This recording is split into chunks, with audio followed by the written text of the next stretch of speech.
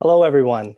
My name is Tommy Phillips. I am the president and artistic director of the Philharmonic Society of Orange County, and it is my pleasure to welcome you here today to this roundtable discussion and the culmination of our inaugural Triumph Over Adversity Festival. This festival has really become a cornerstone of the Philharmonic Society's spring programming and rather the programming for this entire season. This festival, curated by musicians and brothers, Anthony McGill and Damari McGill, was a free multi-day virtual series of concerts featuring some of the most genius composers of our time. We presented 3 concerts presenting offerings and music that advocate for social change on and beyond classical music stages.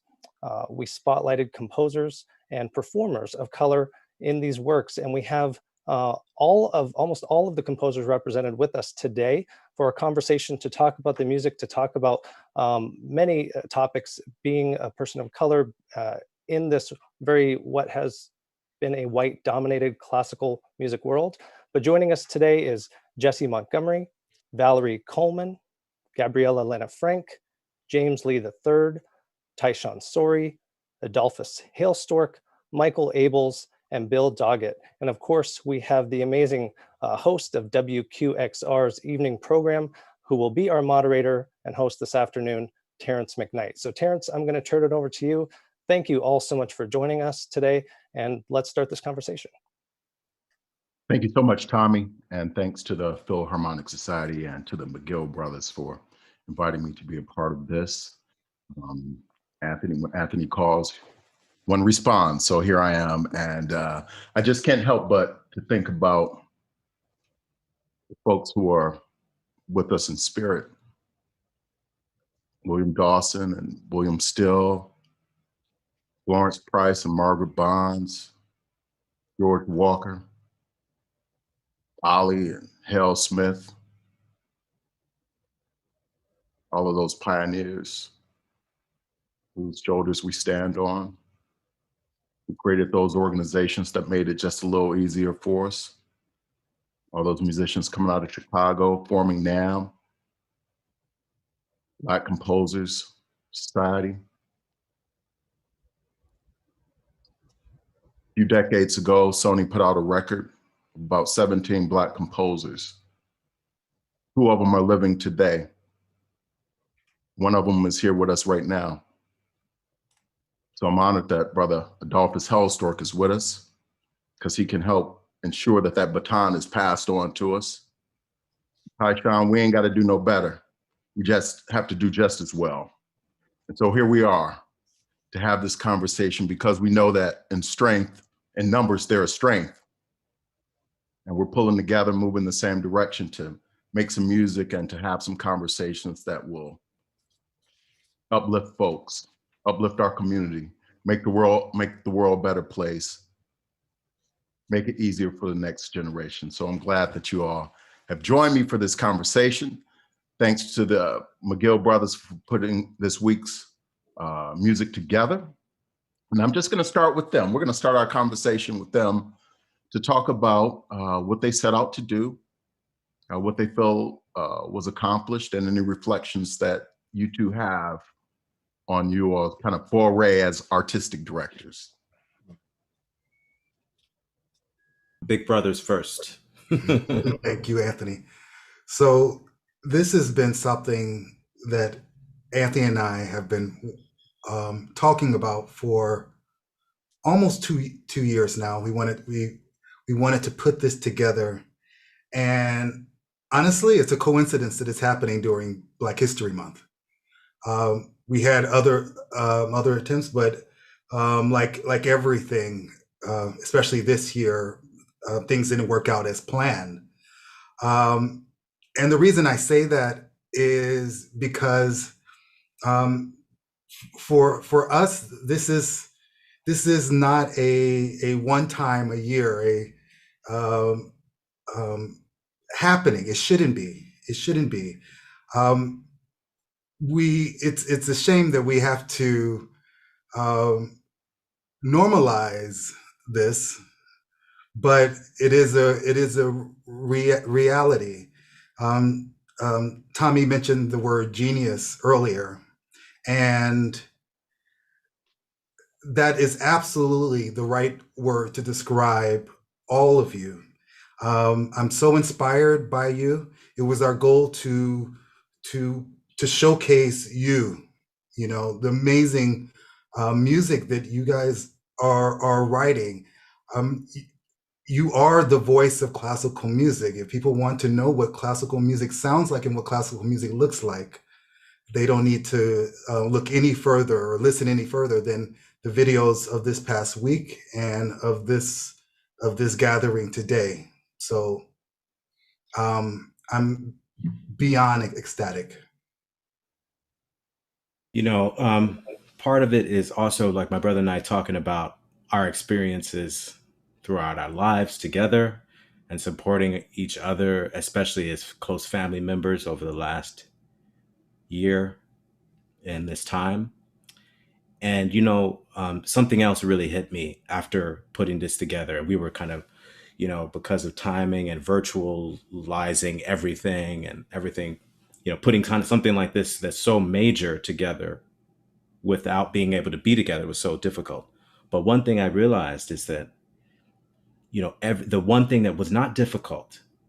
So for all of the presenters that are watching, all of the people that have series all over the country, orchestras, small organizations, people, everyone thinks that one of the most difficult things to do as a presenter is to present great music by living composers and old that may happen to have a different skin tone. But what I discovered, and my brother and I discovered this week, is that it's really, really easy to find amazing music and amazing artists and amazing composers of color in the world. It was probably the easiest thing I've done all year.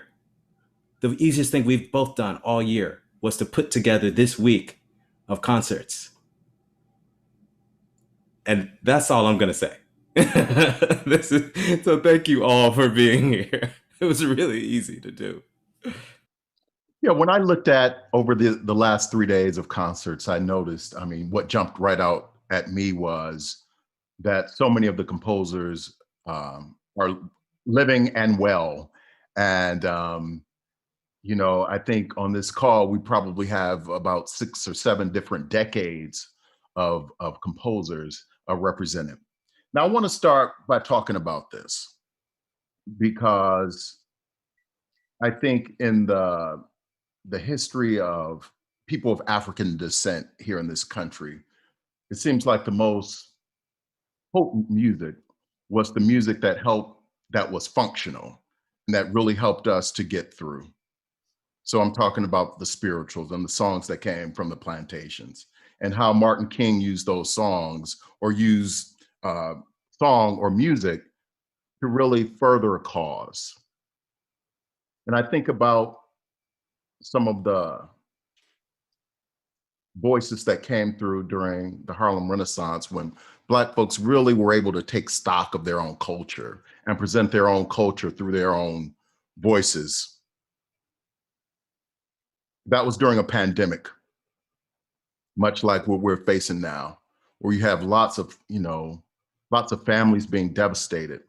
So I want to talk about functional music and music that really is able to move the needle in terms of affecting people, comforting people, like music out of the church. We're talking, you all are considered serious composers, and this is a serious time. I think anytime when we have our own citizens attacking our capital, we're living in the serious time. Anytime when we have 500,000 of our citizens dying in the course of a year, we're living in a serious time. So how does serious music represent this serious time? And any of you can speak to that, pieces that you're working on, or like over the last year, how you kind of recentered your purpose as a composer to meet the moment that we're living in now, and maybe how you're rethinking things.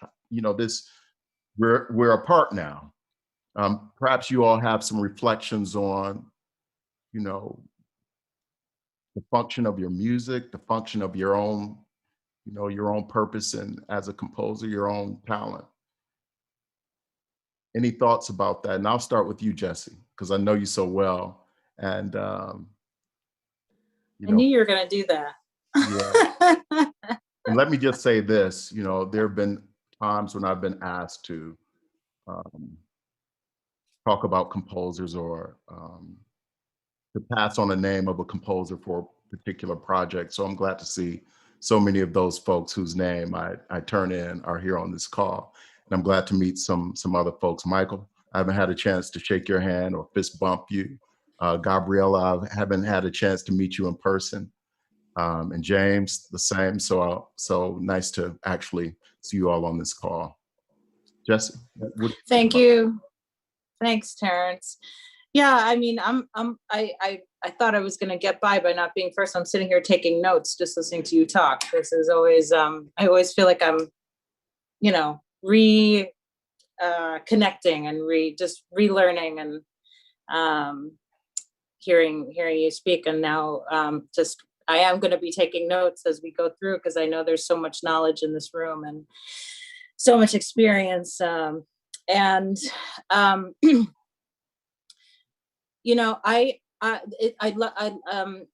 you for bringing up that word functional music, that idea of music being a reason to and a means to connect and to highlight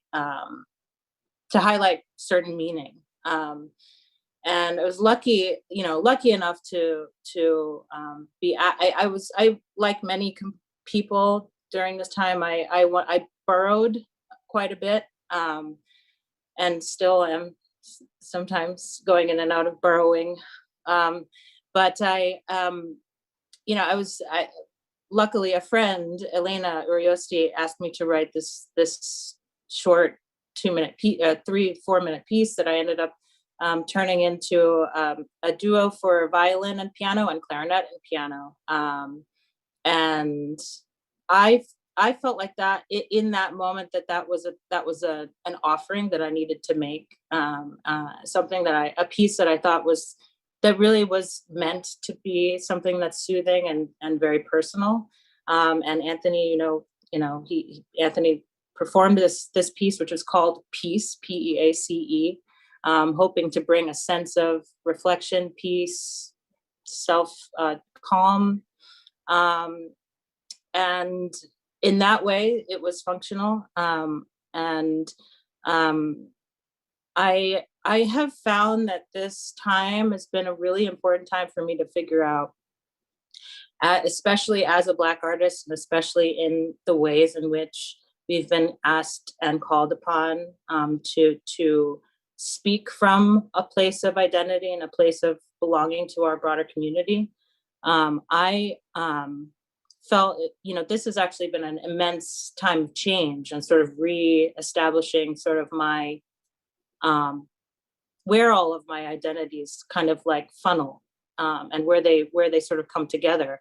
And I've been exploring a lot of sort of really abstract ideas in my work. And for the first time, I'm usually really more concerned and more connected with narrative and personal stories, and in that way has really guided a lot of the thinking behind my music, and still does. But I'm sort of now starting to put things in a little, bringing in different kinds of influences that I've been surrounded with throughout my life, and bringing them more to the forefront. And that this has been actually a really liberating experience, actually. And I think that's a testament to this time, and to knowing that there's the support and the encouragement and the interest allows me to sort of like go break whatever barriers I might have been putting up.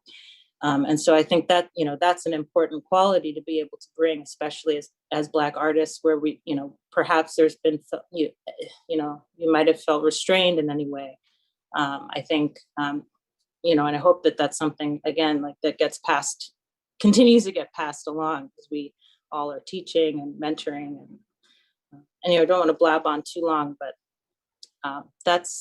it's been freeing and scary and wonderful. And So. Adolphus, I want to ask you a very similar question. I mean, I talked about that Sony record that came back out in 1970. So, we're talking about a tumultuous time in the country. You were, Are you talking about the series that Columbia put together? Columbus Yeah, Records? that's right. Yeah, Paul Freeman conducted. Yeah, actually, if this were my duty to pass things along, here's the pencil, guys. Because I was thinking about, I am a connection to a past that some of you may have or may not have met.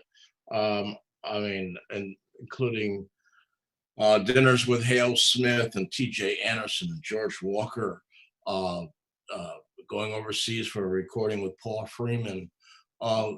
These are great historical names that I personally did get to know, and now I pass this on to you. It's here I am. God, when I met those guys, I mean, I used to, first time I was ever at the home of, I forgot whose home it was. I think it may have been in Detroit after my concert there. And I was just sitting there kind of fresh out of grad school, kind of trembling to be in this august company with Hale Smith and T.J. Anderson and George Walker and all that. And I said, what am I doing here? And now it's my turn to pass all of this on to you. I've always been writing. I also think of great choral conductors I've known and arrangers and such as Roland Carter, Nathan Carter, Chester Hairston.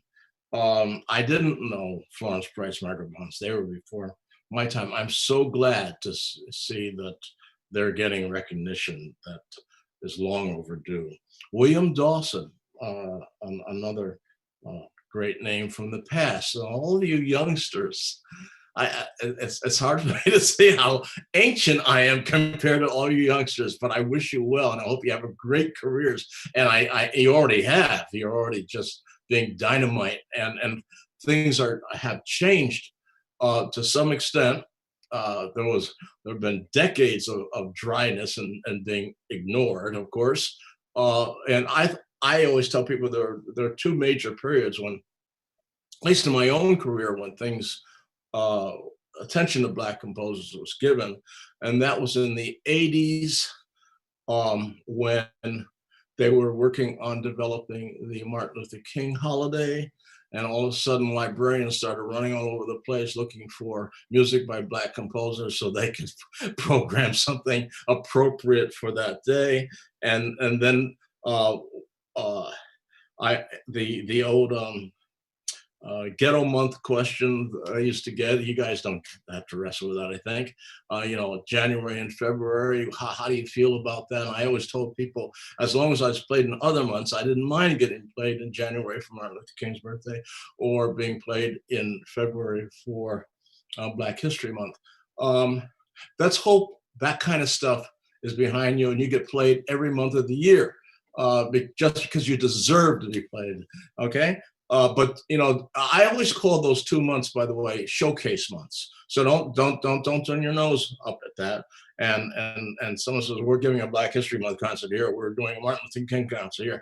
Take it. It shows off your stuff, and then they'll program you other times. My own writing has been, for most of my life, has been based on recording or reflecting on the tragedies and the triumphs of being an African American in this country. And some of them have been focused strictly on our experience. Others have been more generalized, such as 9/11 pieces, such as Falling Leaves or Armageddon for organ to percussionists.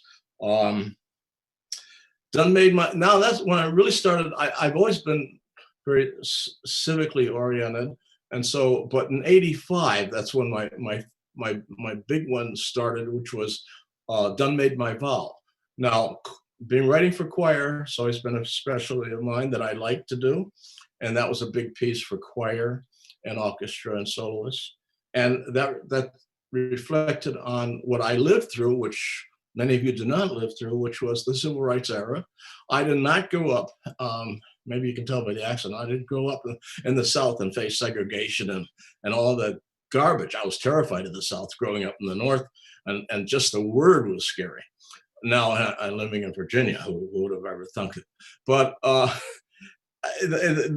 this is how my career has evolved. So I wrote that piece, and then other pieces, I Will Lift Up Mine Eyes, a piece called Shout for Joy, which is a piece that was commissioned by a Black church, because this church had been founded before slavery ended. And I was so impressed with that, I wanted to write them a real bang up piece. And it's a piece that Bill Doggett loves. And then Rise for Freedom, an opera about a small educational opera about an escaped slave living on the Ohio side of the river, who would go back across to Kentucky, where he had been a slave, and rescue other slaves. And recently I did a piece called Wounded Children, which is about the children in cages in Southwest America. So that I always thought, I always wanted to relate what I was doing with conditions in the world, and especially in the nation in which I lived. That's how things have evolved for me. And they'll hopefully, well, I'm into now what I think a lot of composers are into, especially our composers are into, which is protest literature. You know, I'm writing a piece called A Knee on the Neck in commemoration of George Floyd. I just finished a piece called Tulsa, 1921, to commemorate the massacre of Blacks in that city 100 years ago. So there is a quote unquote market for that kind of thing. People are, and I know talking to white orchestra directors and artistic administrators, they want to expand the audience. They want to expand the audience, and they want to get more of us into the concert hall. And if you've been reading, you know, there have been articles in the Times about how the symphonies are going to reinvent or relook at how they're programming. And the opera companies are finally taking a look at how can we get more operas by Blacks in. So the future's bright for you young people, and I wish you well. And I think I better get off the podium. I've had my beginning say right there. Okay. I want the rest of you to think about this question. When you think about your own compositions, and you think about the people that mean so much to you, the people that helped you get to where you are, the audience that you're writing for. If there's one piece that you've written, whether it was played this week or not, just one piece, and you had to turn on the radio, and that was your family turning on the radio to hear Valerie Coleman, to hear Michael Abels, to hear Tyshawn, one piece on the radio, one of your compositions, to sort of move us forward, what would that composition be and why? So I want to go around the table and have you tell me what that composition is. And while you think about that, I want you to think about something else. One composition that you've written that hasn't been recorded, or that people don't know, that you want to have recorded and that people should know. Because these are steps that we can take to, you know, in those numbers, their strength. This is steps that we can take to make sure that your voices are being heard, that our work is being pushed forward, and that we can all, you know, work together to try to accomplish. So I want you, whoever wants to go first. I see Michael, let's start with you, man. What's that one piece that you want to be able to turn on the radio and have, you know, auntie or your niece or somebody turn on and say, that's my uncle. There he is. I don't know why I'm struggling to come up with that answer. I think it's because I always want, in the work I write, I want it to connect with whoever's hearing it in that moment for them. You know, I appreciate when people read the program note and find out the background of a piece, and I'm very proud to be part of the community on this call. Very proud. I just love all of you, and becoming part of reaching out to our community of Black people in concert music and being embraced by that community has been one of the joys of my life, really. But if any piece I write reaches a person in the moment that they hear it, that to me that's the experience. And that I hope, I really hope that could apply to any piece I've written, So I don't, and some of them are about our experience more than others. So to the extent that that's something that connects with people. For example, I wrote a piece to commemorate Paul Freeman's passing called Victory Road, and it was played by his orchestra. And that was a very personal piece, and one that I feel is very much about our community more than something else. But that's not a piece that's often played on the radio. It's not one that, I think, because of its personalness, is not one that would reach a wider audience. So anyway, that's one that comes up as being specifically about our world that I wrote that more than others. Victory Road, I'm going to take that one. I'll go. That's the one I'm writing down. So for me, I'll just go next. I've created like 5 or 6 documentaries. One on Hazel Scott, Martin King, Langston Hughes, Florence Price. I did a piece called Leonard Bernstein's Black America, and I did one on Harry Belafonte.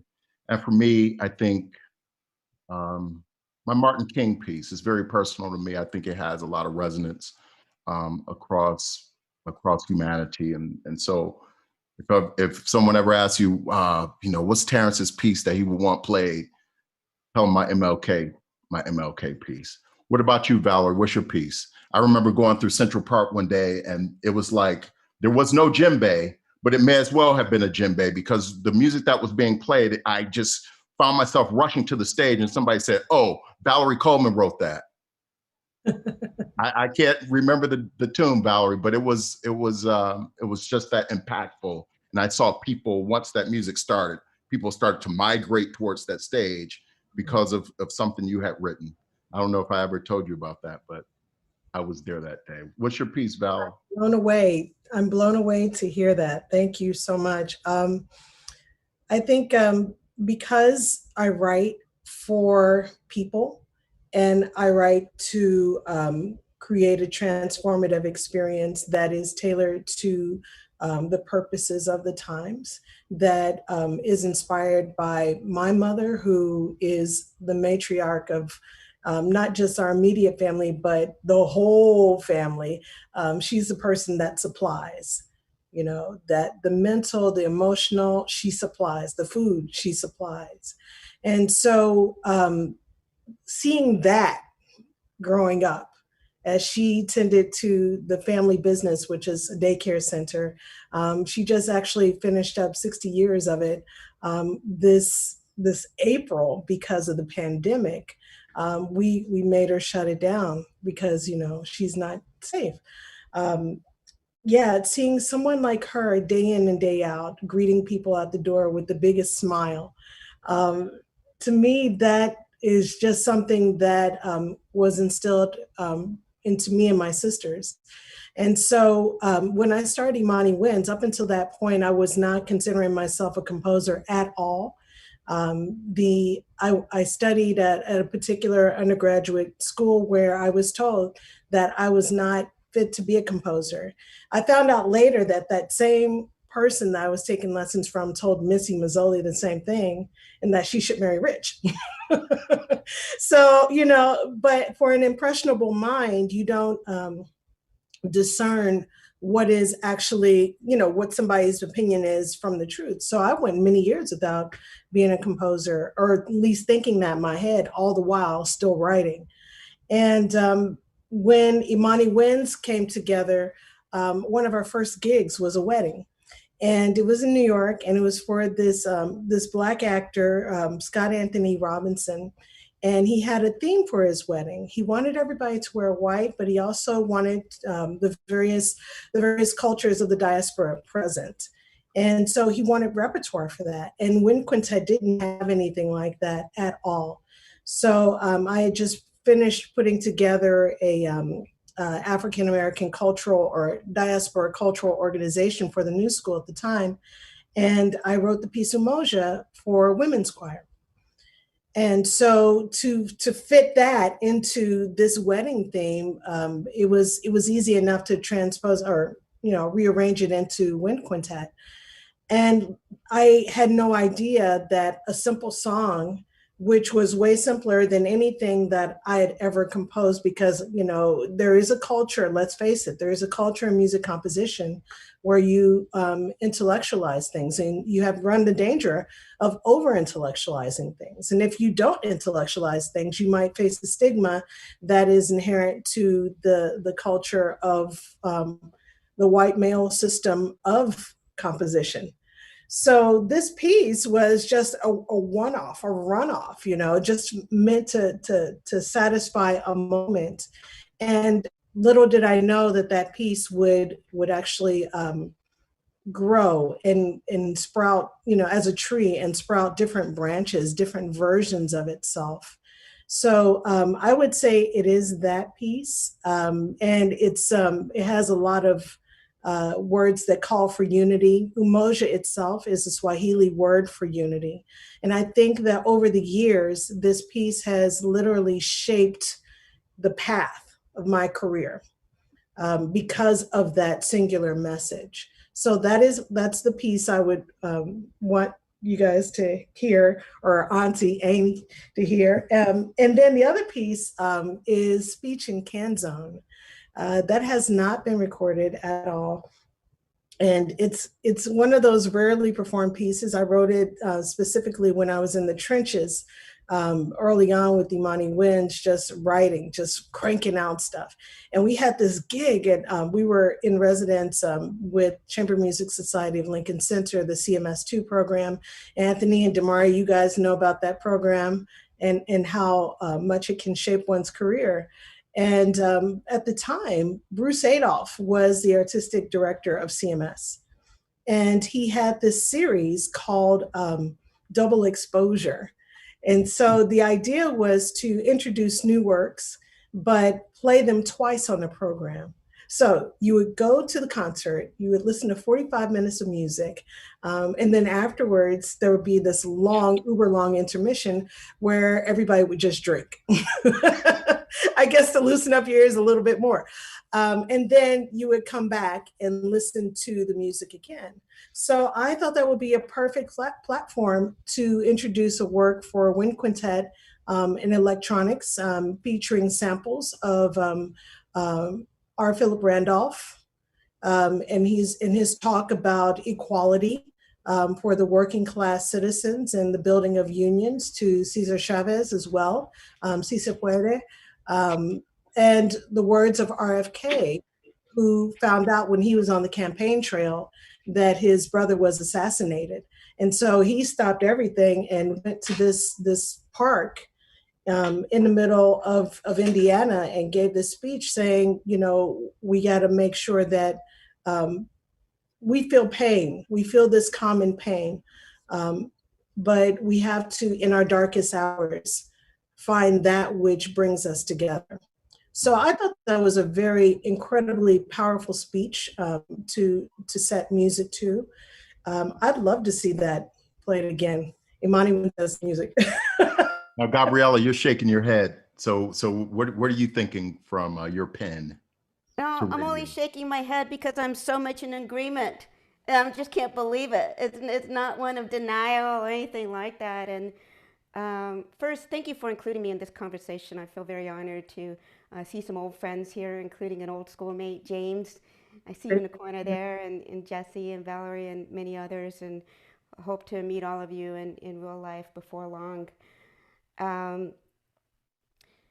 To this question of which piece we like to see, I mean, sometimes that's chosen for us composers, what society is finding value in. And one of those pieces that actually often perform with a piece by Jessie Montgomery. I think you'll know which piece I'm talking about, Jessie. Is a piece I wrote called Leyendas, which means legends in Spanish, an Andean walkabout. And I think Jessie has performed it, but it's also often performed with strum that she wrote. And I think there's a kind of depth and optimism and effervescence, but then profundity that you'll find in both works, that they make such good companion pieces. Leyendas is technically a student work. It came after 10 years when I was at the conservatory, and I came of age in the 90s, and my goodness, I almost couldn't recognize when it began to happen last year, really, when these conversations were being held in our industry about how long our beloved profession has thought of itself as exempt from stepping into the 21st century and exempt from acknowledging what was going on in the larger community. And I went through this last year, this long, I guess you could call it an excavation of my memories, what it was like to come through with so few people of color in the conservatory, and what I had to do to be able to hang and to not pursue the routes that were put forth as what composers needed to do. I didn't do things like move to New York City or do competitions, and I went to Peru, my mother's motherland, to study classical music on my own, which nobody goes to Peru for classical music. Everybody goes to Paris or Austria, so I was very much off the beaten path. And I remember there were so few people of color in the conservatory, like 2 or 3 Latinos and maybe 4 Black musicians, that we formed a club. All of us, just if you were just of color, you were just together, because even with different histories, we landed in similar places. And that it was important to not feel crazy, that we felt like, am I a misfit? Yeah, I can play that in tune, I can do that, but do I want to? And I had to go through that for 10, 11 years. And on the heels of my first trip to Latin America came this piece, Leyendas. And it moves me because I remember so well where I was psychologically and in terms of confidence, and what I was trying to do with that piece. It was just a snapshot of little bits of Peru that I was experiencing for the first time. And there were difficult things, like it wasn't this magical homecoming. I was expecting that finally I would feel like I was home. I wasn't, I wasn't white enough for classical music. So I felt like Peru, but then I was like too American to fit in with Peruvian culture. And so I realized there was this redefinition of what it means to inherit a culture across continents, across eras, and to put it forth into this continuum, into the future. And that piece started me on that road. Yeah. Well, we're talking about adversity. So what I'm hearing is that some of your overcoming the adversity from the profession was being around family, being in a culture where you felt supported, being at home in Peru. And when I look at James, when I look at some of your work, I see a lot of things that seem like they come out of a church experience. So am I on the path of it? So it sounds to me that you found that sort of solace, that some of comfort through spiritual, your spiritual leanings, or through the church, or what am I reading into that? Yeah, sure. So first of all, I'd like to also say how honored I am to be here with all of you wonderful composers. It was actually Gabriela who actually told me long ago at Michigan that I was a piano major, and she told me, you know what, you should study composition. So I really took her words seriously, and I applied to the program there at Michigan. I was accepted. So to this day, I'm very much grateful. I always tell people I'm grateful for Gabriela for telling me to study composition. So anyway, it's an honor to be here with you all. And in my own experience, one day I was listening to Olivier Messiaen's music when I was a student. I was thinking, well, if he can incorporate some aspects of his Catholicism, why can I not use some of the things I've been hearing growing up in church and through scripture, especially Daniel and Revelation, in part of my own source of inspiration, and to look at the imagery that's present in those texts and to apply that to music. And then as I continue to produce various works, you were talking about what work we might want to hear. In 2019, one work I composed called Sukkot the Orion's Nebula has been played so much I was almost becoming embarrassed because people might think that's the only thing that's good out there that people might want to hear. But I mean, like Gabby said a few moments ago, sometimes orchestras or other organizations kind of choose the piece that, you know, people might resonate more with, and that piece has been played a lot more than anything else. But I think one piece that I would like to hear recorded is called American, and it's actually a premiere that will happen with the, it's a piece that was commissioned by the Detroit Symphony, and it was supposed to be premiered last year in April, but they have rescheduled it for this October. And I think that piece is one that I really would love to hear on the radio and have my family hear on the radio, because I encourage the Detroit Symphony to program the New World Symphony of Dvorak on that same program. And of course, we all know about Dvorak and his comments about America using the music of Negro Americans as he spoke, and of American Indians. And as I talked to so many of my African American brothers and sisters, I always ask them, well, do you have, does your family ever talk about having any American Indian in your family? And most of the time the answer is yes. And I know I do on both sides. So in that particular piece, I actually kind of hid some Negro spirituals. I wove some of them in and out of the work with the experience of American Indians as well. And one thing that really struck me, the title of the piece is spelled in such a way, because when I looked at a definition of a Native American from 1828, I was stunned to see that the definition said copper-colored races that the Europeans found when they came here. And then when I looked at certain emblems of an American, they were Black people, like a Black woman, and there were little Black boys with feathers and or tomahawk, you know. So anyway, when I was looking at these images, I went to the British Museum, because on the internet it said it was at the British Museum. So then when I was in London back in 2019, I asked them, does this really exist? And they said yes, and it's in this room. So I found it very interesting how there are so many Black Indians here in North America that's not talked about so much. So I've recently found in my music a desire to express both that side of being so-called African American and the Indian American sides, and that is culminating in that piece, American. And then a chamber piece I would like to have recorded is the Clarinet Quintet. I was just listening to that again last week, because that particular work, I really explore even more those ideas, even using something that I don't know, maybe you all know, maybe Adolphus Hailstork knows this answer. You know, there's something that William Dawson used, the first melody for his Negro Folk Symphony. It's a descending fifth, but it's in a minor mode. And then, what's his name? Nathaniel Dett used it in the Ordering of Moses. And I kind of call it like an inverted shofar theme or something, where it's descending. It's like something that has been used so much, like it's alluded to among Florence Price and her piano concerto. So anyway, I use that particular motive there in the Clarinet Quintet as an identifying marker for Negro or Black Americans and Black Indians. Yeah. Now I'm thinking about what you're talking about, and I'm just looking at Anthony, because I know he made a note of this Clarinet Quintet you're talking about. But Adolphus, next week. Right. It's gonna have we're gonna record it next week. Excellent. Actually, oh, wow. At least, but not maybe not for professional release yet. Sure. But my first experience with it is gonna be next weekend. Oh wow. Yeah. Okay. Now I never met Coleridge Taylor Perkinson, Adolphus, but I know he was an important composer and conductor who did a lot with Max Roach. But I've been on stage with Tyshawn, and when I think about Tyshawn's spirit and about the music he's making and that position he's taken with his art, I can't help but think of Coleridge. So Tyshawn, talk to us, man. Talk to us about your music. Talk to us about the piece.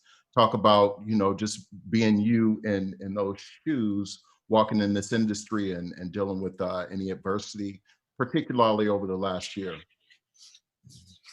Such a pleasure to be here with everyone, and I'm very, very happy to be here.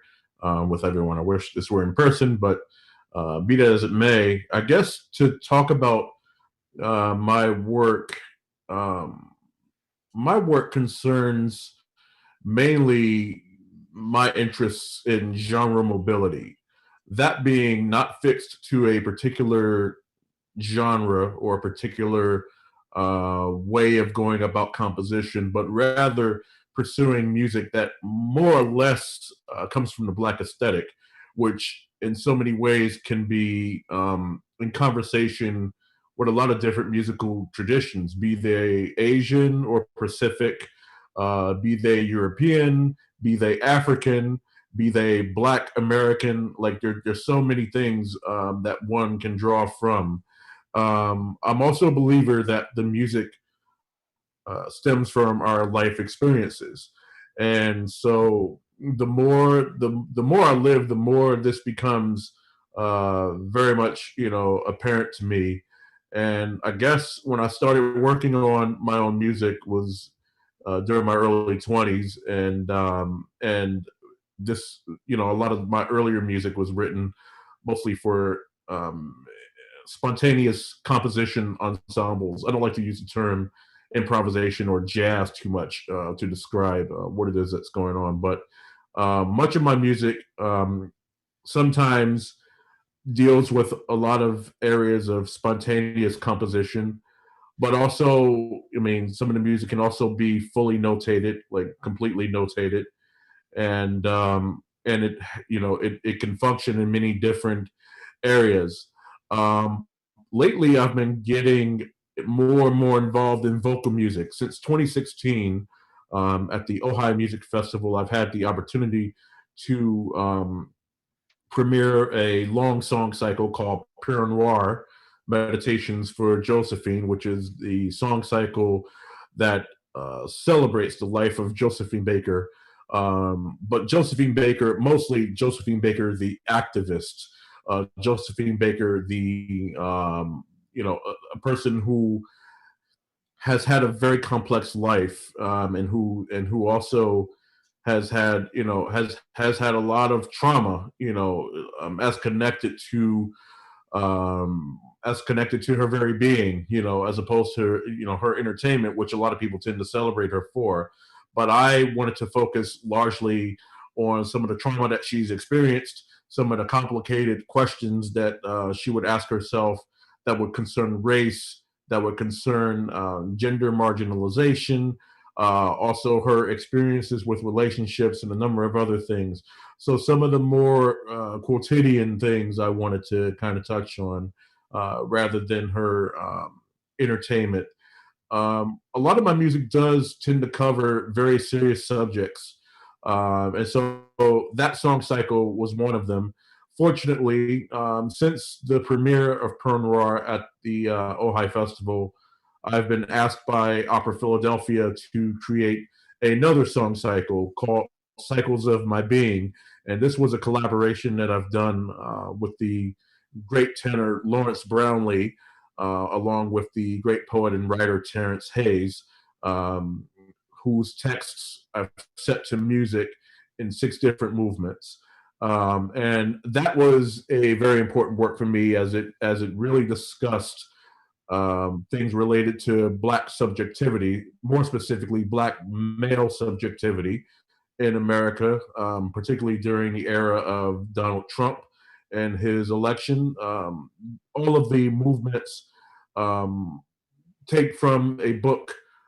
How would I say? It's taken from Terrance Hayes' work, rather, American Sonnets from My Past and Future Assassin, which is an incredible read. I encourage anyone to read that book and check out his wonderful literature. It's very poignant, it's very much to the point, and it very much speaks to our daily experiences, daily Black life experience.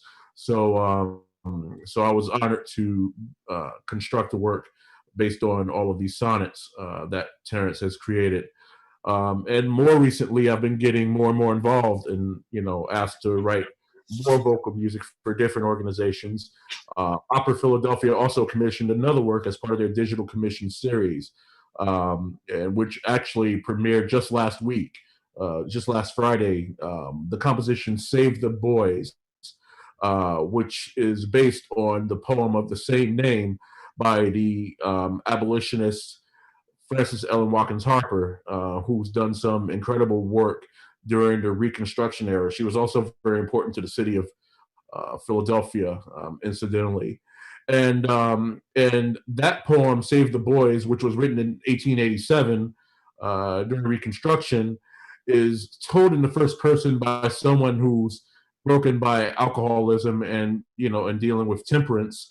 And the narrator, or in particular Frances Harper, in this poem sort of this is sort of like a long cry for hope in 4 different stanzas that pleads that the younger generation of Black people be spared the fate of what would happen, to a person should they continue to go down that road. Now, this can also be applied to so many different other social ills that we Black people also experiences. I mean, this is not limited to alcoholism. It can really, talk about a lot of what we experience in our own community, as well as, some of the peril of what Black life is and the fragility of Black life and what that means now in concert with what's going on in the Reconstruction era. The same goes for the composition "Death," which premiered just this past Friday for mezzo soprano and piano. And this work is focused on Paul Laurence Dunbar's poem of the same name. And that too, much like "Save the Boys," which I talked about earlier, this also deals with Black fragility and how death is something that, of course, death is a universal theme. But, when one reads Dunbar's texts, his texts, while universal, they also can very much apply to Black life, and we know, something like death all too well, given what's been in the social climate in America, even over the past year. Going back to Terrance McKnight's question, this is all related to what has been going on, all during the past year. So I've been fortunate to be able to write vocal music that specifically deals with these experiences, because I feel that vocal music really sort of hits home, I think, to a lot of these points that I attempt to address. And, I'm able to sort of, even though, a lot of this literature was written, over 100 years ago or close to 150 years ago, I mean, the stuff is still as relevant then as now. In terms of what is being expressed in the texts, and what I want to do, what I hope to do, is to clarify it as much as possible in my writing. And so, that's basically so in particular, "Save the Boys" and "Death" are 2 pieces that I would think, that I would hope to, have someone in my family listen to, even though, they don't really like my music that much because of how dissonant it is, and how, how definitely very uncommercial it tends to be. I would hope that they would like those pieces in particular. Now, Bill, I want to come to you because you do a great amount of writing, about Black music, and you've been involved in Black music not only through your own experience, but through that of your family, and preserving the work of your family. So just kind of reflect on what you've heard over the last few days throughout this conversation, but in a way that's going to move us forward. I think back to when Florence Price had her debut, it was Colored American Day. Then it was Negro Day. Now it's African American Day. How do we do what Adolphus said, use January and February and maybe turn it into July and take over July and June, so that our music is heard throughout the year? And where the McGill brothers are programming around the country, around the world, this kind of music and these composers. What are you seeing in that? Yes, there's a lot I'm seeing, actually. Coincidentally, well, first off, I'll back up and say I am really honored to be on the Zoom call with all of you. All of you are wonderful, genius, and important for all of you, for everything that you do. I should identify myself, in addition to what Terrance is referencing me to as a cultural historian. an archivist. I'm also the marketing rep and publicist for Adolphus Hailstork. So I should, fess up and let you know that. My feeling is this, I come from, to your point, Terrance, I come out of, as the youngest child, I am Reverend Doggett's little boy. At the dawn of the civil rights movement, I was in the shadows as a 1-year-old, 2-year-old, 3-year-old, looking up at all these tall trees that my parents were so engaged with the importance of social justice, beginning before I was born, beginning in 1954 with Brown versus the Board of Education, the separate but equal. The whole thing. My father was tapped by Martin Luther King to be the treasurer for the West Coast fundraising arm in 1960 for the SCLC. But beyond that, and more importantly, my folks originally came as poor people originally. They grew up in North Philadelphia, in the 1920s and 30s. And my mother's, was a groupie, before the term was called groupie, of Marian Anderson in her teenage years. So by the time I was born, in Los Angeles, I was very much aware of the importance of legacy and of visibility, as opposed to a Ralph Ellison like invisible man or invisible woman state of being that has been so much the experience for Black composers as well as Black concert musicians. I have to say, my God, my folks, if they were still living, they would be so proud of Anthony and Damar. You have no idea, guys. My parents were extremely engaged in the middle 60s and late 60s with supporting the work of emerging artistic talent of all levels, singers, composers,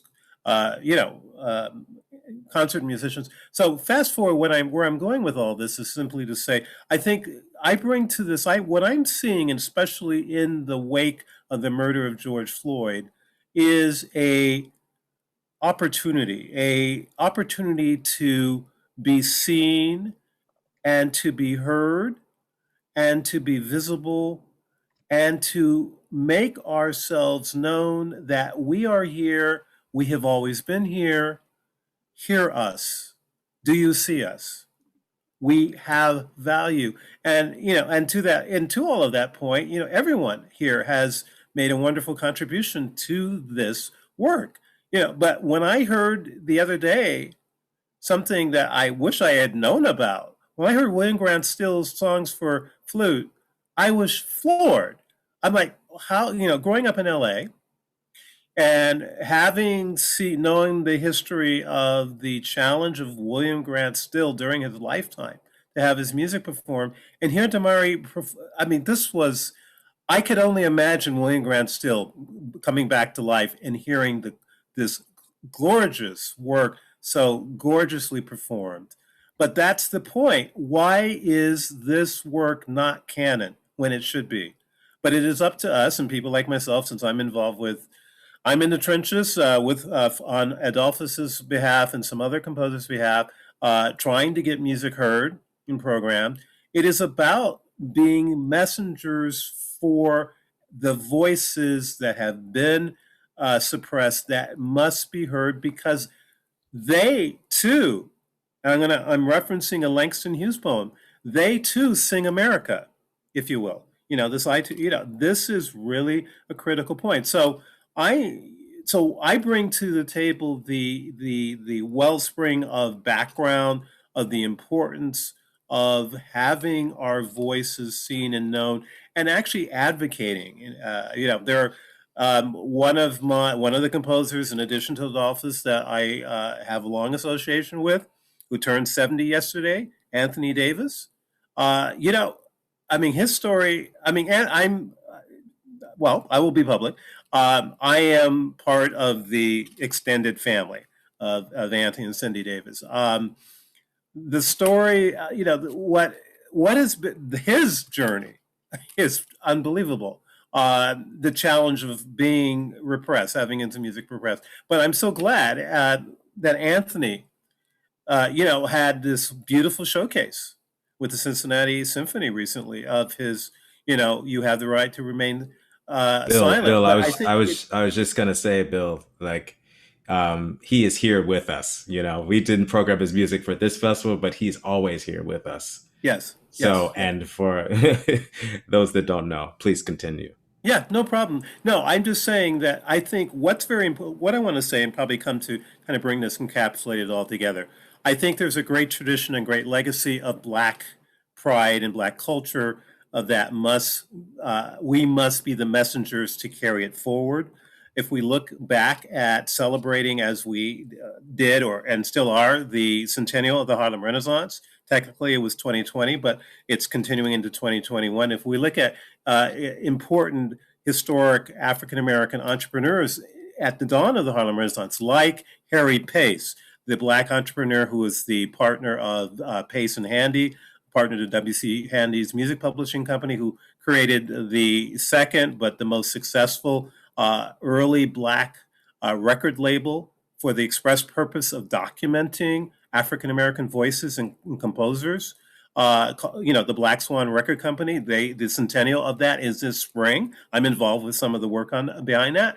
I think we have to look at the legacy that was even begun, and the idea of it begun then, back in 1921, that the importance of documenting R. Nathaniel Dett, documenting Hattie King Rivas, documenting, you know, Antoinette Garnes, all these lost generation of names who make it possible for Anne Brown and for Todd Duncan to be seen and heard by George Gershwin, and then for Porgy and Bess to be something much, you know, that has a legacy going forward for Leontine Price. So, you know, there is a, how would I say, a kaleidoscope of opportunities and a kaleidoscope of histories and stories that we as storytellers, story griots, contemporary story griots, whether we are composers, historians, singers, musicians, I believe, coming out of my legacy as Reverend Daga's little boy, I believe it is incumbent upon us to lead this forward. And I'm grateful to be doing the small part that I do. Thank you so much, Bill. And I just want to thank again the Philharmonic Society and the McGill brothers for bringing us together to ensure that we're part of this continuum. You know, as Bill talked about all those names he threw out and some of the names I talked about at the beginning, there's a responsibility that we have with this talent that we have and this platform that we have to continue the work of our foreparents and those folks who came before us. So Anthony, your brother Damari, thanks for having me. And I'm going to turn things over to you guys as we wrap up this hour. This has been tremendous. Thank you all for taking part in this. It's been inspiring for me. It's been a privilege. I'll just say a few things to be very brief. I've had the privilege over the past 40 plus years, my brother and I've had the privilege of being inspired by many Black artists, composers, musicians, conductors. And I'm really looking forward to the world recognizing and seeing that classical music is so much more beautiful and so much more diverse than we are led to believe by the few composers that are always being programmed. So much more beautiful and so much more diverse. So, I mentioned normalizing this. It's a shame that we actually have to, but it's important. It's important and necessary work. I'm just so grateful to everybody. I'm grateful to you for your time and for your art and music that will live on forever. And I thank you to my brother for being my earliest inspiration. And I thank you, Tommy, for having us. I'm so inspired by you all. Thank you so much. Great. And I just wanted to thank you all as well on behalf of our organization, on behalf of all of our viewers. I hope you all knew that these 3 programs in this entire week, we made it a real point that this is all free. We didn't have extra funding behind this week. We just made a statement to ourselves and said, we want to do this. This is important. I'm lucky to be great friends with Damari and Anthony, who curated these 3 beautiful performed and fantastic programs that are representative of this truly illustrious group of composers, of musicians, and leaders in the voice of classical music. So thank you all for joining us. Thank you for your time. Terrance, thank you for hosting. And I thank everyone for watching. And please revisit these programs. They'll be up for the next week on our website, and research all of these wonderful pieces that these composers want to have recorded. I've got my list, and I hope you all have yours. So thank you all, and enjoy the rest of your weekend. Thanks, Mama and Daddy.